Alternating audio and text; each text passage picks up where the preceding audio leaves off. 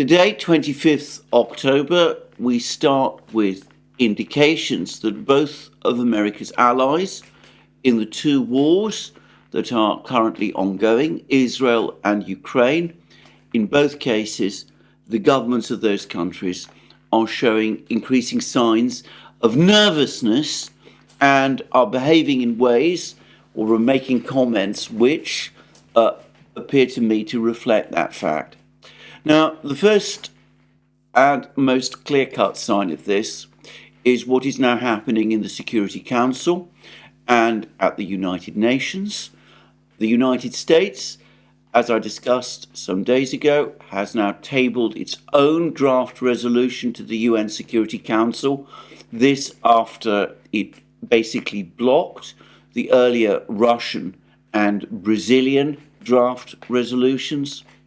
The United States has tabled its own resolution in response, and we got confirmation yesterday that the Russians are now again tabling a resolution of their own.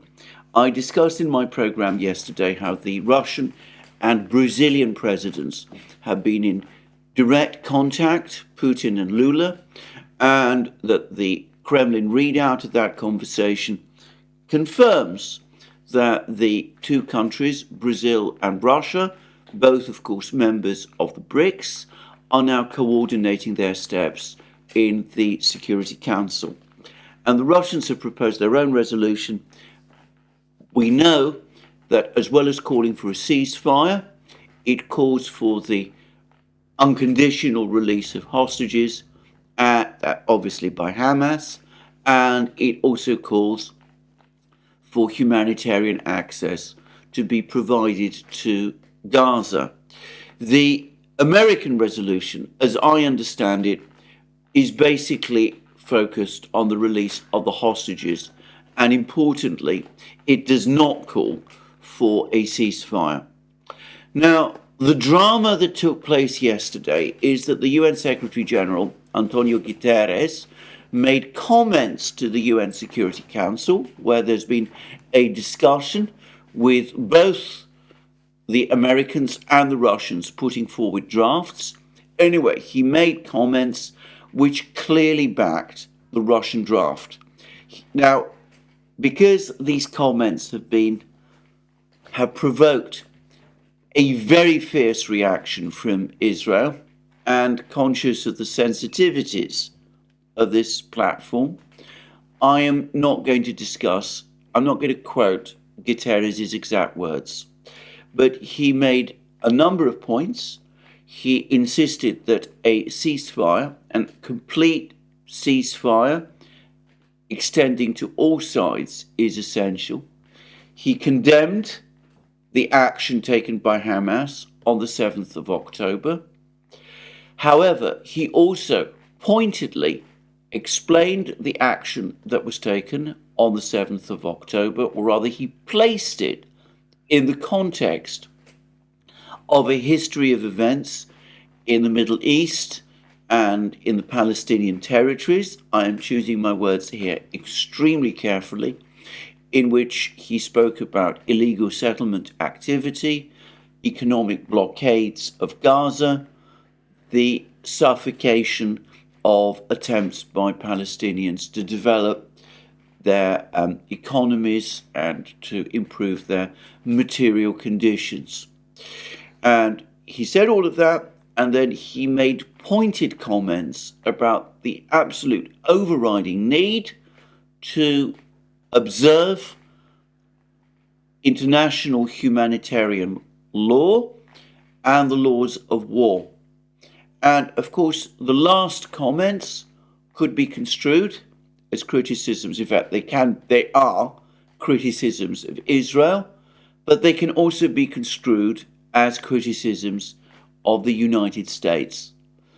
And the response to these comments from Israel has been immediate and extremely strong. And this is where, in my opinion, they reflect nervousness on the part of Israel about the developing situation. The Israelis criticized the UN Secretary General's comments as being massively insensitive, as apparently siding with Hamas. Israel not only condemned the comments, but called for Mr. Guterres' resignation. And this morning, I'm reading reports that Israel has now refused access to Israel of staff from the UN Secretariat. Now, I am going to say straight away that I think that this is a serious mistake.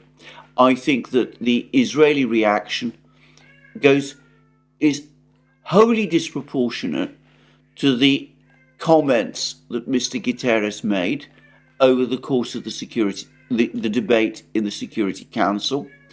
And I think that if Israel were to get its way, if Guterres were to be forced to step down, which is, by the way, a real possibility, the United States, up to this point, has not made any comments, either as far as I can see, in his support or supporting Israel's criticisms.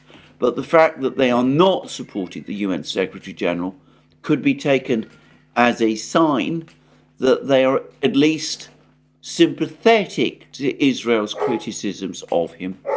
If Guterres is indeed forced to resign, then the optics of this in the Middle East, amongst the Arab states, and across the larger international community will be disastrous. It will be seen as further evidence that the Western powers, in the midst of this extremely difficult and fraught crisis, are providing unconditional support to Israel. It will also be seen as a refusal by the Western powers to acknowledge the festering realities of the conflict in the Middle East, the settlement activity, the other actions that Guterres criticised, and it will be seen as further proof that the United States and the Western powers are incapable of mediating an effective settlement of this long-running conflict that has made the situation in the Middle East so unstable. That is the perception that will take hold around the world, not just in the Middle East, of course, but globally. I discussed how recently a statement on the part of ASEAN foreign ministers in the Southeast Asia essentially took the same positions as those that we see being taken by leading powers, the other leading powers, China, Russia, the various Middle East states, all calling for a ceasefire, all calling for the setting up of a Palestinian state, all calling for negotiations to achieve that objective, all calling for strict observation of the rules of war. So it will be, as I said, a major blow to the Western position in advance of the votes in the Security Council, but perhaps even more so in light of what is likely to happen over the next few weeks and months as this conflict continues.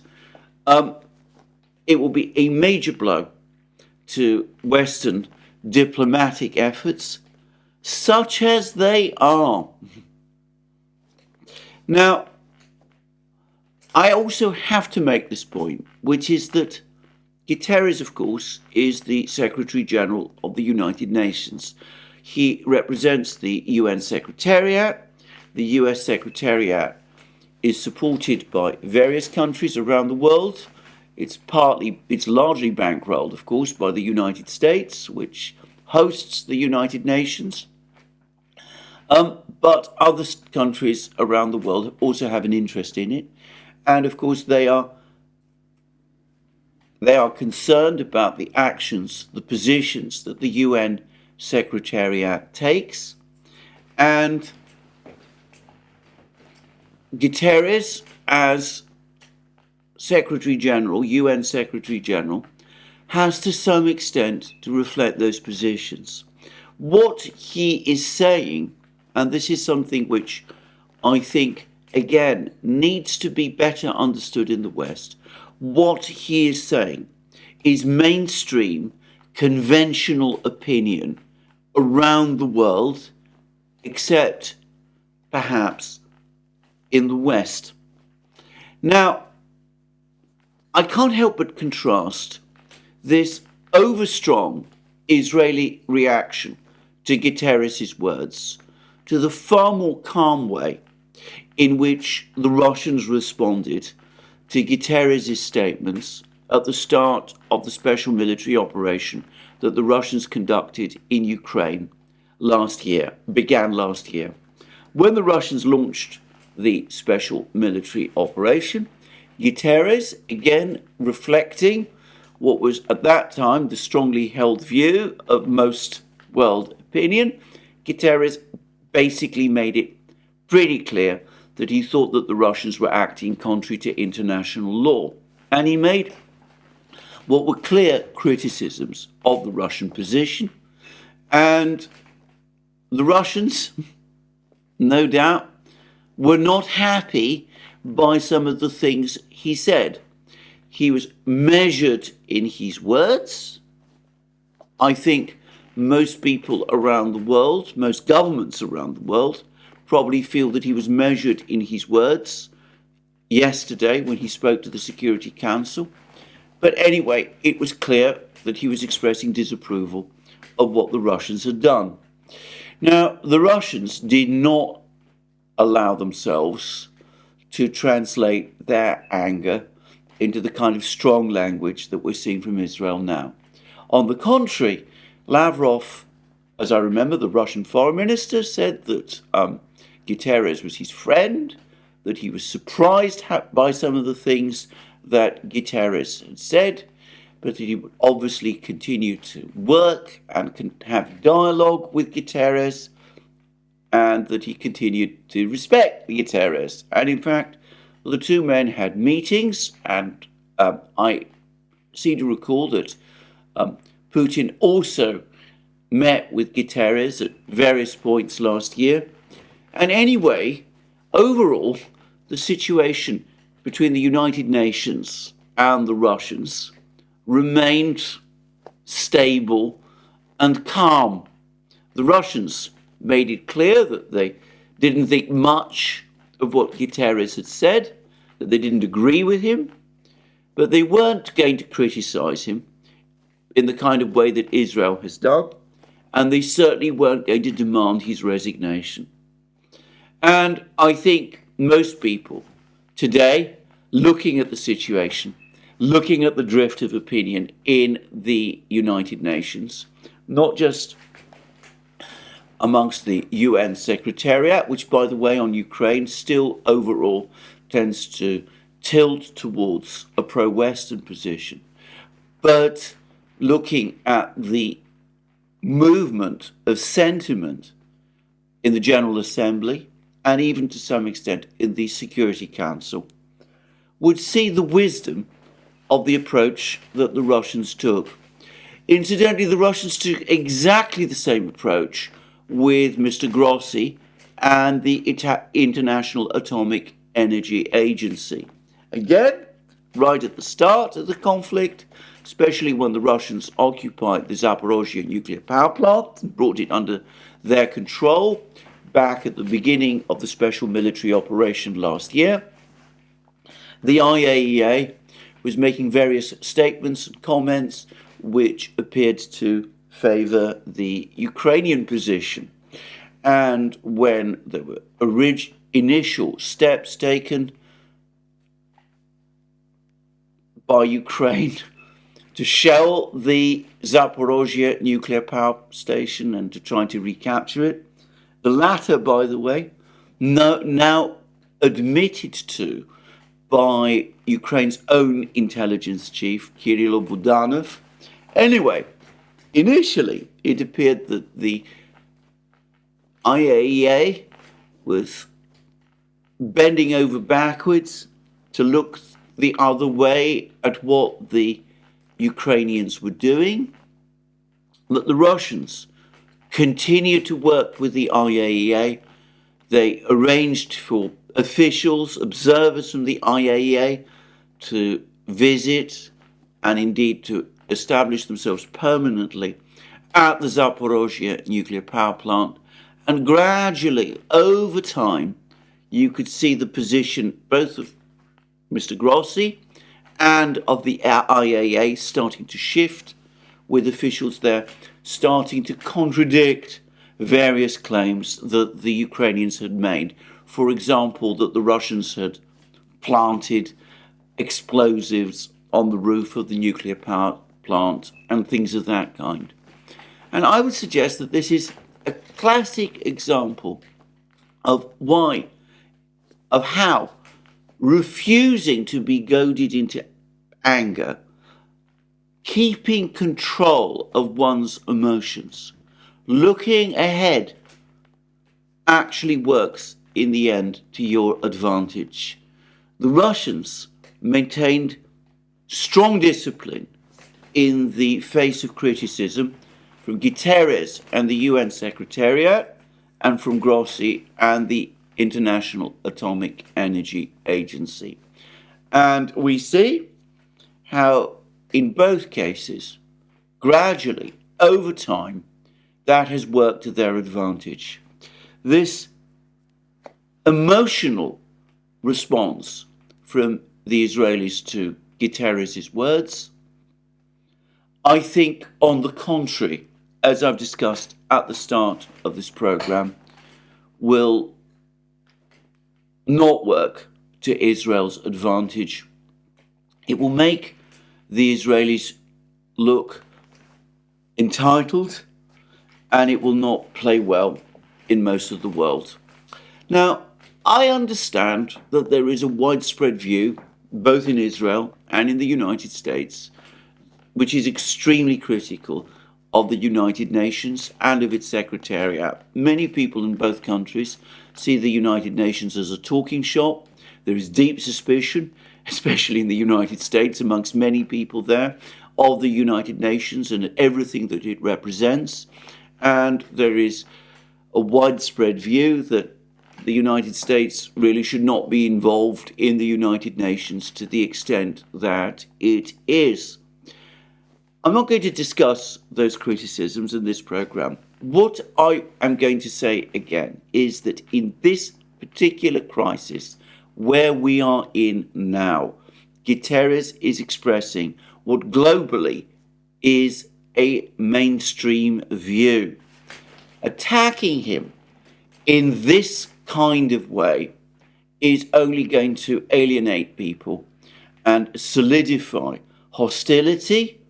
And if demands start to grow in the General Assembly around the world for a ceasefire, and if we start finding ourselves in positions where the United States vetoes proposals for ceasefires in the Security Council, but resolutions calling for ceasefires start to be passed in emergency meetings of the General Assembly, then the United States is going to find itself on the back foot, and so will all the other Western powers, and we're going to start to see support begin to fracture amongst US allies and in Europe itself. So, anyway, there's a sign of some of the nervousness that I was talking about at the outset of the program. And it is not difficult to understand why this nervousness exists. We are now more than 2 weeks from the events of the 7th of October. As of the moment of making of this program, there is still no sign of the big Israeli incursion, advance into Gaza that we have been promised. There are more articles appearing in the New York Times reflecting doubts by the US military about the ability of such an operation to be carried out, that the Israelis don't seem to have a clear plan about how this operation is going to succeed if it takes place, and we see more delays in launching this operation. And there are now criticisms in Israel itself. I understand that there's criticisms, for example, of the fact that Prime Minister Netanyahu's son is not currently serving in the Israeli armed forces. Now, there may be excellent reasons why he is not. I don't personally make any observations about this myself, but I can understand how in this extremely tense situation in Israel that we're seeing at the moment, that kind of criticism might be made. And of course, people in Israel who have been promised and told that Hamas is going to be destroyed as a result of this military operation that is coming are themselves now starting to become stressed and worried and concerned that we are in this strange limbo. There is no ceasefire. Bombing of Gaza continues. Hamas rocket strikes also continue. And I gather that there was a major rocket strike towards Tel Aviv, for example. I'm not sure whether any rockets got through, but I am hearing that some did and do, maybe on a limited scale, but anyway, something of that is taking place. There's also worries, which I gather have been expressed in parts of the media, both in the United States and Israel. And I should say, by the way, and in parentheses, that I have been, on balance, impressed by the diversity and intelligence of discussion of this crisis in parts of the Israeli media which I have been reading. But anyway, putting that aside. But anyway, apparently there are concerns on the part of some people in Israel that if this continues for much longer, there may be difficulties in keeping the Iron Dome sufficiently replenished to counter all these rocket and missile strikes. And there are also uncertainties about what Hezbollah is going to do in the north. Hezbollah, widely acknowledged to be a much more powerful militia, strongly backed by Iran, with a vast arsenal of missiles and rockets. Some say 150,000, others put it less than that, at 100,000. People worry and ask themselves what is going to happen if Hezbollah does become involved. And indeed, Hezbollah, the head of Hezbollah, Hassan Nasrallah, has apparently now held a meeting, chaired a meeting with representatives of Hamas and of Islamic Jihad, another militant group, and one which is, by the way, active and in Gaza alongside Hamas. Anyway, it seems that they're all now conferring with each other, and of course we don't know whether this was a council of war or what it was. It could be simply part of the mind games that people play in these kind of conflicts. Hezbollah wanting to keep the Israelis guessing, wanting to keep the Israelis worried about what it might do. So that might be leading to meetings with Hamas and Islamic Jihad, which don't really actually have any substance behind them, but which do give the appearance that something might be in the course of being prepared. Anyway, there's all this uncertainty as well. And of course, we have lots of diplomatic activity continuing at the same time. We've now had reports that the Russian Foreign Minister, Sergei Lavrov, having visited North Korea, having held talks there with senior North Korean officials, including North Korea's leader, Kim Jong-un, is apparently now in Iran and is meeting with officials there. And, of course, Iran is very much in pole position. For the record, I think that if Lavrov is in Iran the Israelis should construe that as a positive sign rather than a negative one. Almost certainly the purpose of Lavrov's visit, as well as to show support for Iran in this situation, is to counsel restraint. But anyway, that's just saying. But anyway, the very fact that he's going there is already starting to lead to comments which I've been seeing, for example, in the British media, that the Russians and the North Koreans and the Iranians are busy forming some kind of new axis of evil alongside the Chinese and other states like this. I think this is massively overblown, by the way. As I said, I'm sure that the true purpose of the meetings between the Russians and the Iranians is to counsel restraint. And by the way, and just for the record, the Deputy Defense Minister of Iraq, another key Arab country, has recently been in Moscow, and he's had meetings with Russia's Deputy Defense Minister, Alexander Fomin, at the Russian Defense Ministry. And again, I think that the major message that the Russians will be conveying to the Iraqis, as well as to the Iranians, is to exercise discipline and restraint in this situation. It is a very, very fraught situation indeed. And the Russians have been, of course, active in other respects. Now, Vladimir Putin, having spoken yesterday, or rather the day before yesterday, to Lula da Silva, yesterday he spoke to his old friend, Prime Minister Erdogan of Turkey. This is the second conversation that Putin and Erdogan have had since the start of the crisis on the 7th of October. And the Russian readout reads as follows. During the telephone conversation, Vladimir Putin and President of the Republic of Turkey, Recep Tayyip Erdogan, continued to discuss the acute crisis in the Middle East. Deep concern was expressed over the growing number of civilian casualties and the catastrophic deterioration of the humanitarian situation in Gaza, and it was underscored that striking residential areas, religious and social facilities was unacceptable. And that, of course, is again a criticism, an implicit criticism of Israel. And then we come back to the United Nations.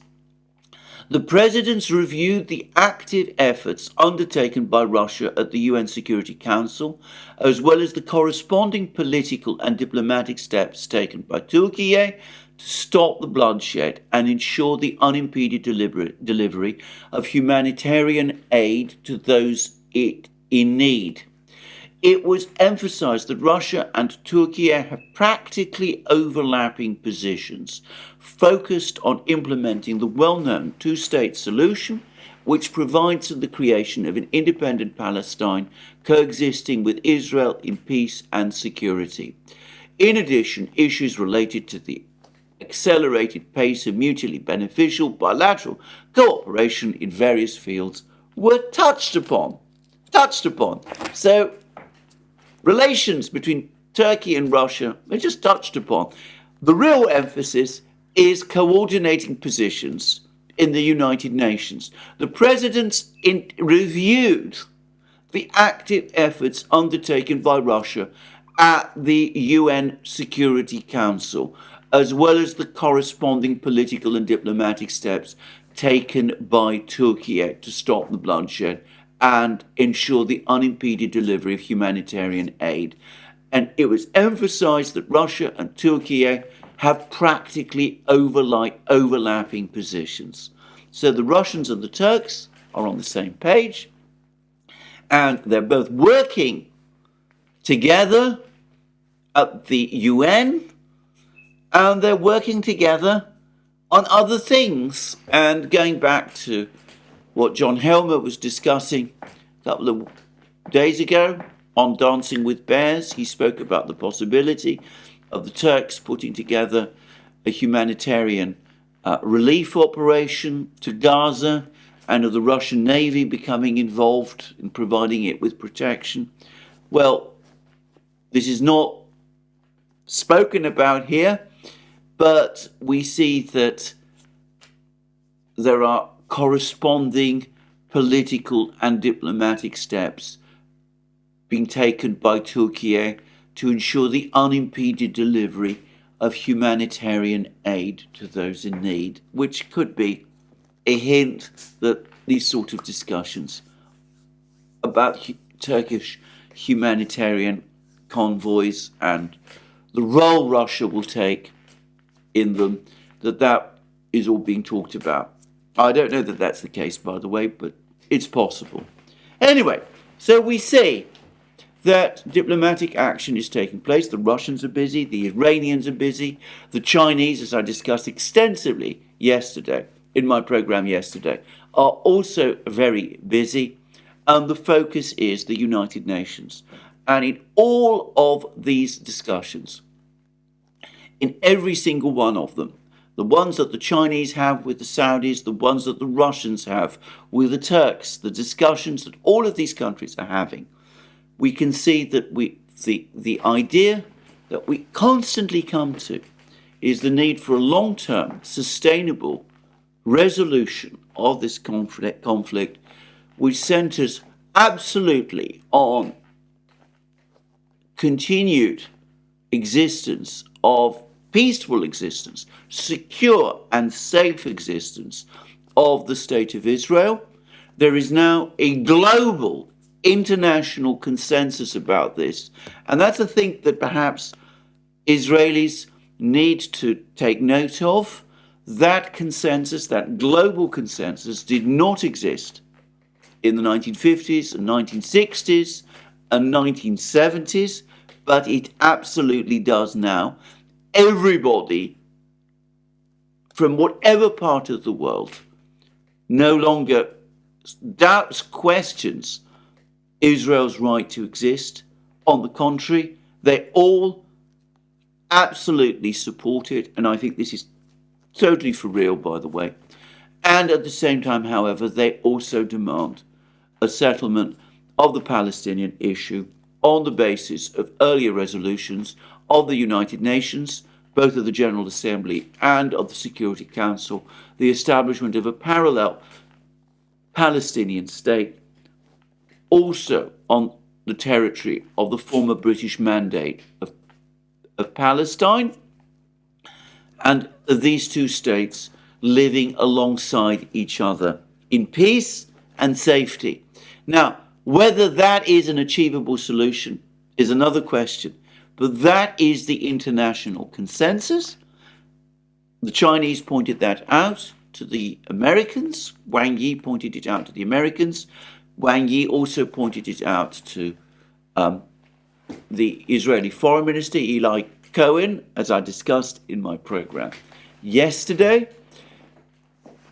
Sooner or later, if continued missteps continue to be made by the Americans and the Western powers and the Israelis themselves in the Security Council and in the United Nations, we are going to have that resolution that is going to demand not just a ceasefire and humanitarian relief, and by the way, also the release of hostages.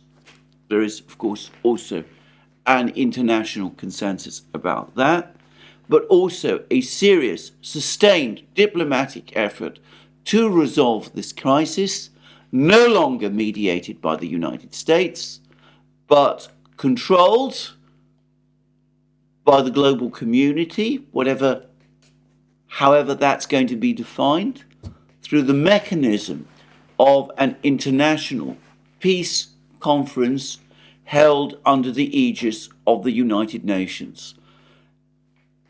The longer the United States and its allies resist a resolution calling for a ceasefire, the greater the prospect, if this conflict becomes prolonged, that a resolution will eventually appear, which doesn't just call for a ceasefire, but which also calls for a just long-term resolution of the conflict, and does so via this international peace conference, which is being proposed by the Chinese and which is being supported increasingly by the Arab states.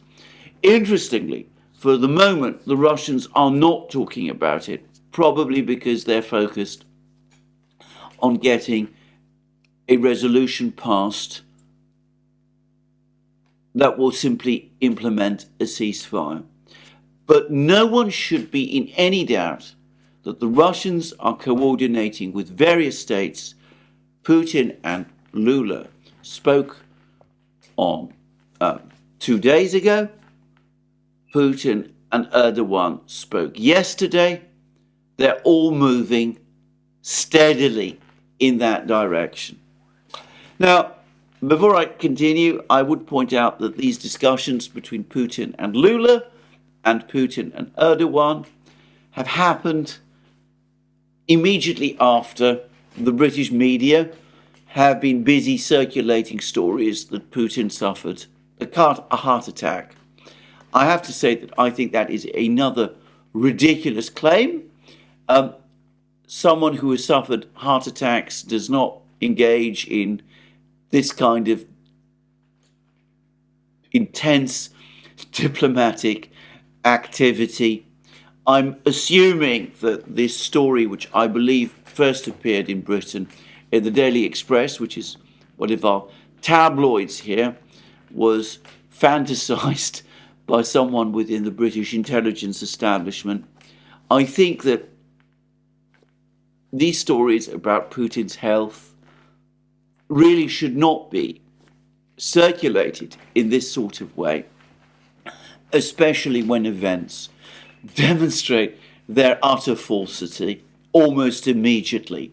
And of course, I need hardly add that the Kremlin has ridiculed this whole suggestion, and it has also ridiculed the equally fantastical suggestion that Putin has armies of doubles who are out there imitating him.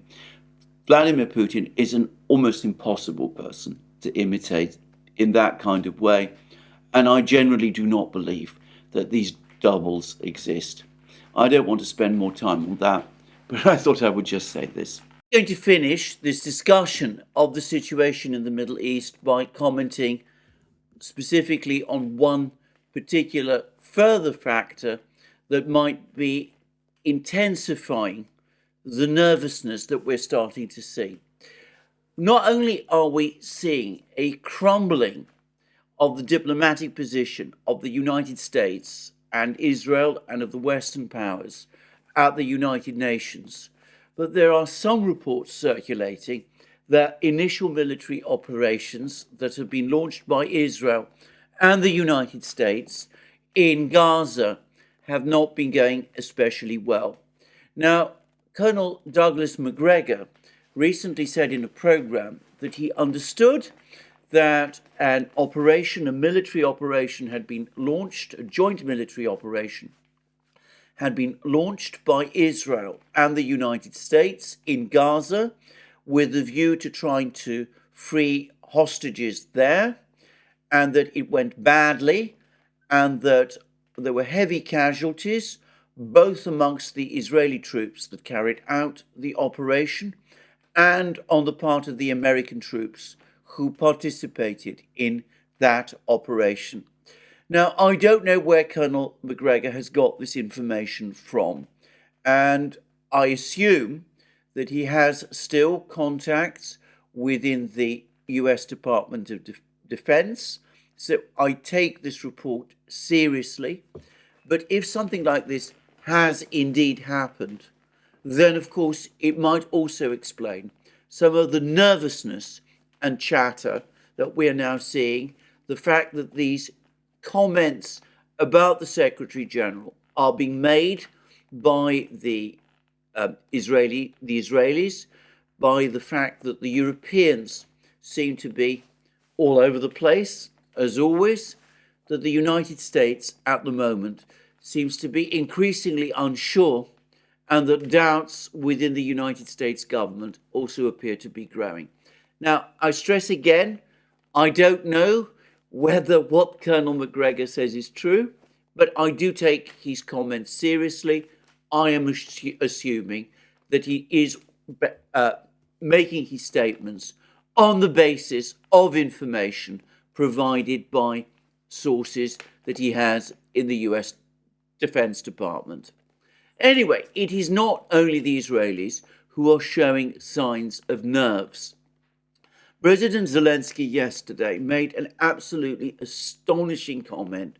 He said that Ukraine is continuing its offensive and that he wants the Ukrainian military to report to him directly that they have advanced on various parts of the battle line by 500 meters a day. Now, that would require a rate of advance which Ukraine has been unable to achieve in the 5.5 months of this offensive. Ukraine has managed to make advances over the course of this offensive. It is continuing to send raiding parties across the Dnieper, for example, into the east bank of Kherson region. There's no suggestion I've seen that these raiding parties are achieving anything of significance there.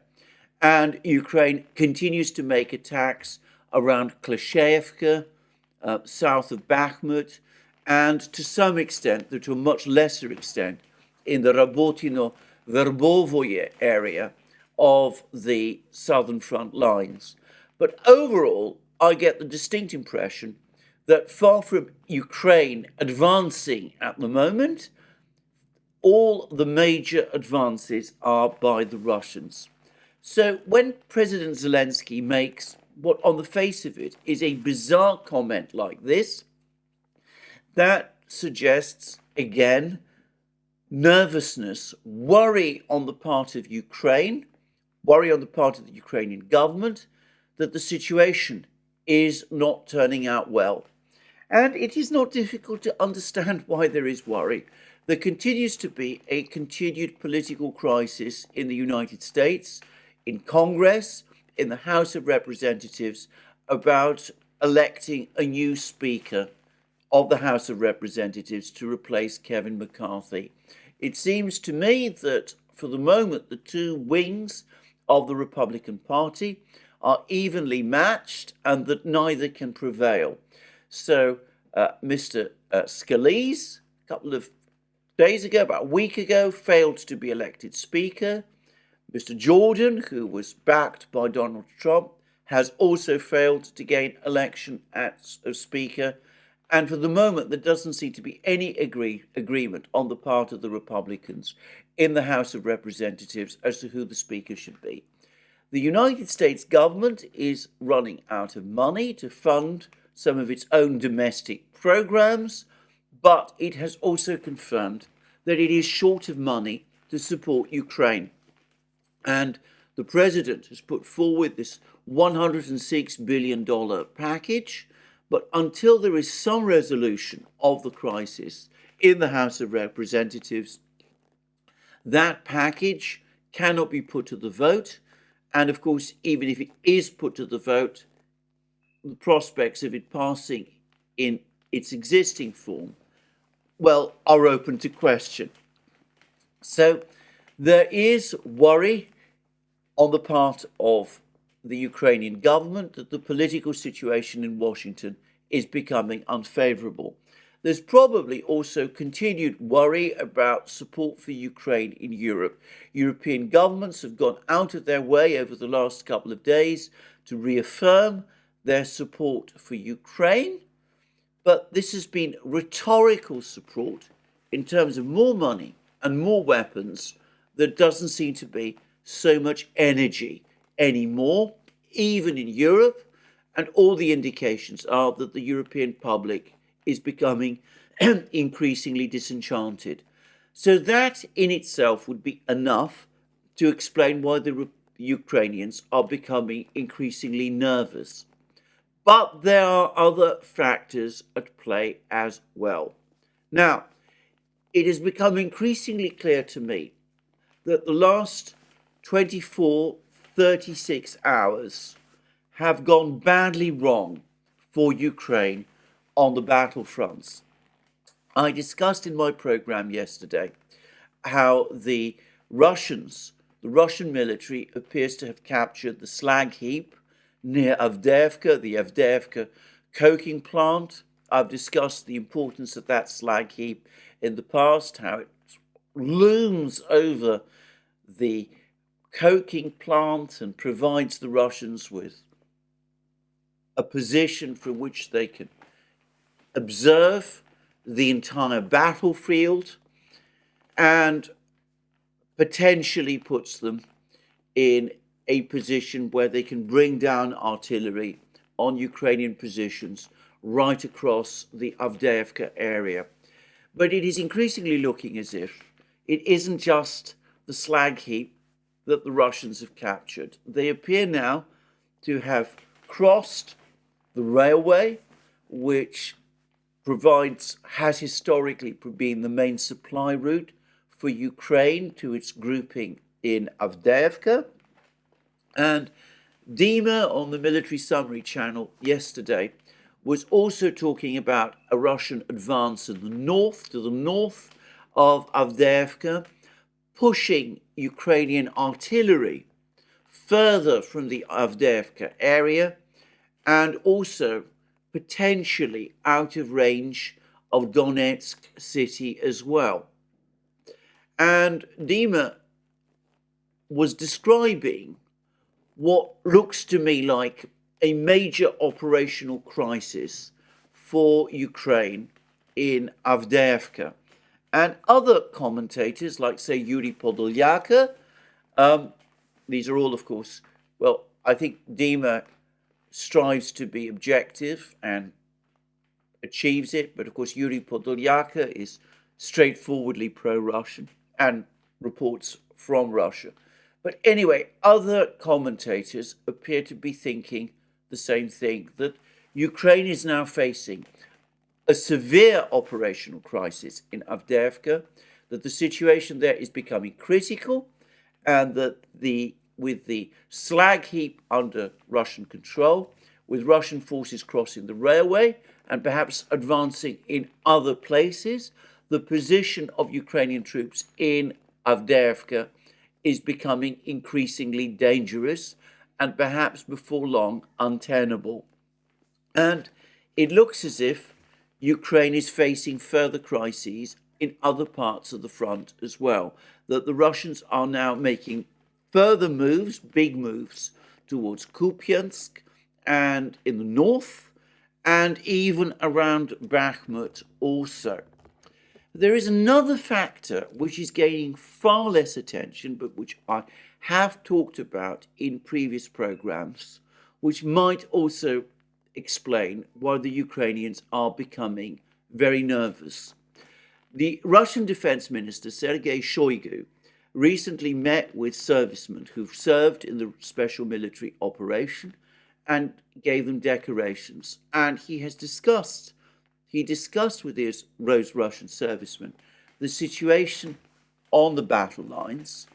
And I saw in the website of the Russian Defense Ministry this comment in the report the Russian Defense Ministry has published about this meeting. It says that the Russian Defense Minister drew attention of the servicemen to great losses of the Ukrainian Air Force in the past week. Our air defense intercepted 24 aircraft in 5 days. Now, I don't think this is getting the attention that it merits. It could be that what the Russians are saying about them shooting down more and more Ukrainian fighter jets and helicopters is exaggerated and wrong. I've seen no pushback, however, from Ukraine about this. If what the Russians are saying is true, then something is happening which is causing the Russians to sweep the Ukrainian Air Force out of the skies. Now, the Russian news agency TASS is saying that Shoigu also told the serviceman that the reason that this is happening is because the Russian Air Force, the Russian military, are operating with some new weapons in the area. We don't know what those weapons are, but it is entirely plausible, coming back to what I said over the course of my program yesterday, that these are the MiG-31 fighter jets now operating over the Black Sea, launching long-range air-to-air missiles against Ukrainian aircraft flying over Ukrainian airspace, over Ukrainian bases. And of course, this is all happening alongside a very effective Russian drone offensive against Ukrainian bases. Well, if the Ukrainian Air Force is being systematically destroyed in this way, and losses on the scale that Shoigu is talking about are unsustainable, they cannot be, Ukraine cannot cope with losses on this scale, then it's easy to understand why Ukraine is perceiving a crisis. Now, there are other reasons to think that the situation is becoming particularly dangerous for Ukraine at the moment. First of all, there are reports that General Zaluzhny has had another meeting with President Zelensky. The meeting apparently was fraught. Zelensky made it absolutely clear to Zaluzhny that there is no question of Ukraine abandoning Avdeyevka. Zaluzhny was told that Avdeyevka must be held, and there are also reports circulating that General Zaluzhny has given instructions that all further operations, offensive operations, must now cease, and that all Ukrainian military assets must be concentrated in holding Avdeyevka, which must be held at all costs. Now, if that is true, then that is the end, finally, of Ukraine's offensive. Ukraine has been forced onto the defensive. It cannot continue its offensive any longer. I have to say, I see little sign of this at the moment. As I've discussed, Ukraine continues to send raiding parties across the Dnieper into the Russian-controlled area of Kherson region. It doesn't seem to be achieving very much at the moment, but it is an offensive action of some kind. But the fact that these rumors are circulating and are appearing on the Ukrainian side of the internet does suggest that the Ukrainians are becoming increasingly apprehensive about the military situation. And we've also now had comments from the EU's High Representative for Foreign Policy, Josep Borrell, who has spoken about the disastrous consequences for Europe if the Russian army reaches the Polish border. He appears to be conceding, in fact, that that is now becoming a possibility.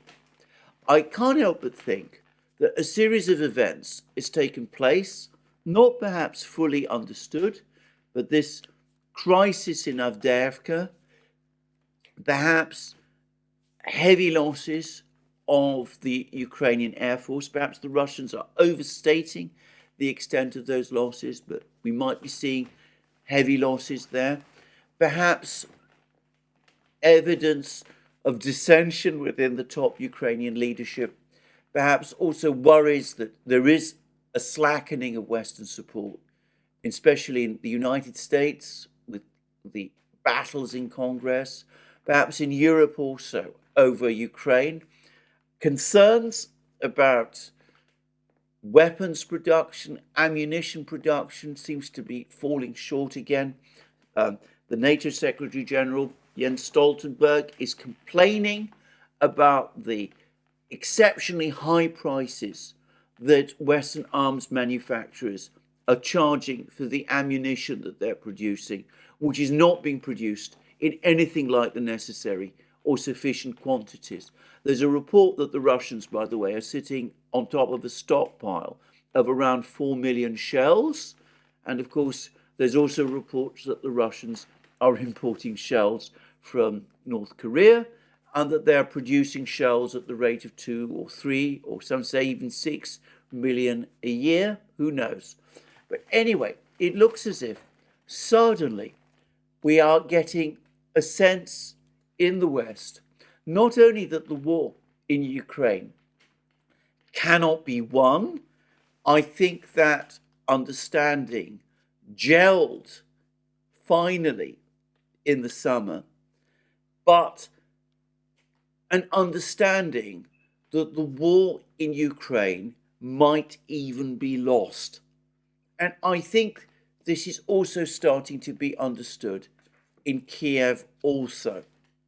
Now, it must be said that this is all very tentative and a little speculative at the moment, based on stray things that people are saying. I noticed that Dima on the Military Summary channel actually said that whoever wins the Battle of Avdeyevka has won the war.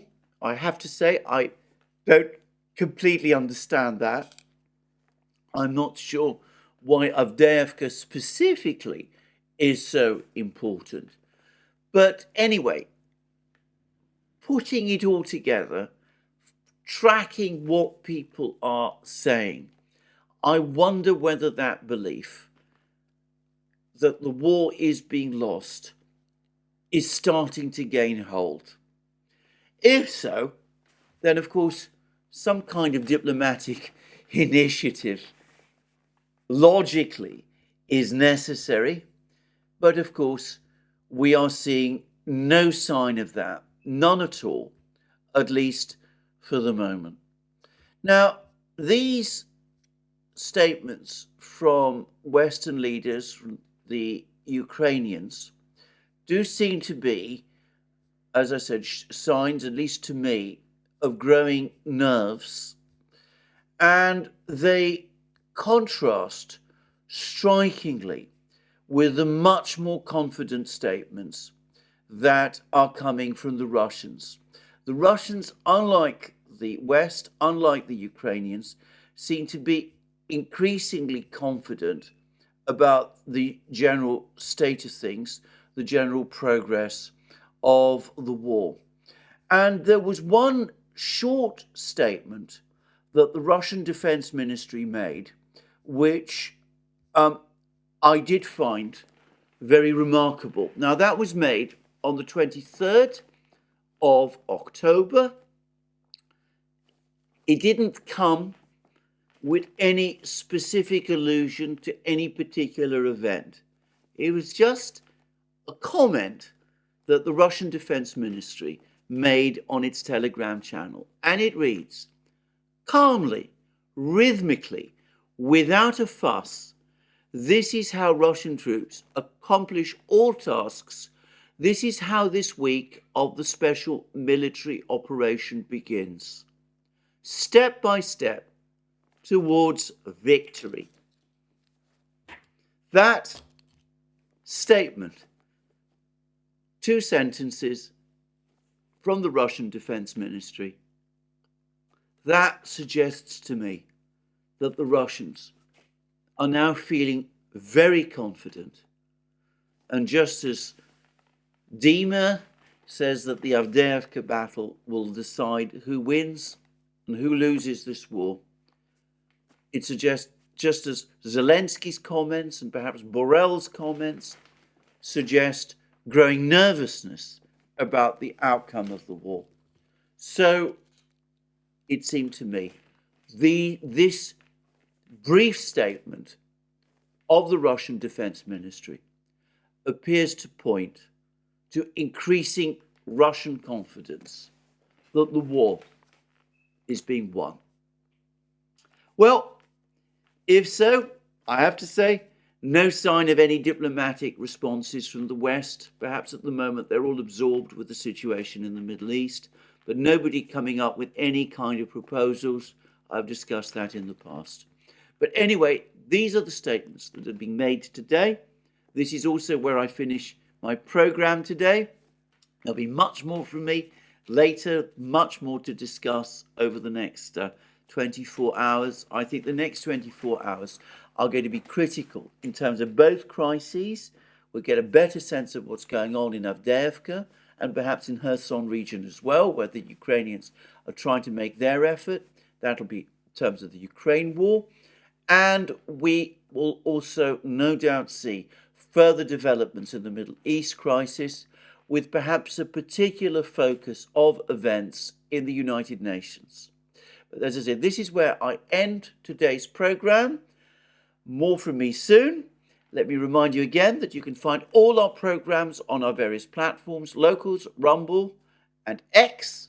You can also support our work via Patreon and Subscribestar, links under this video, and by going also to our shop and buying the amazing things that you will find there, magic mugs, hats, hoodies, all of those great things. And last but not least, if you've liked this video, please remember to check your subscription to this channel and to press the like button. Thank you for joining me again today. More from me soon. Have a very good day.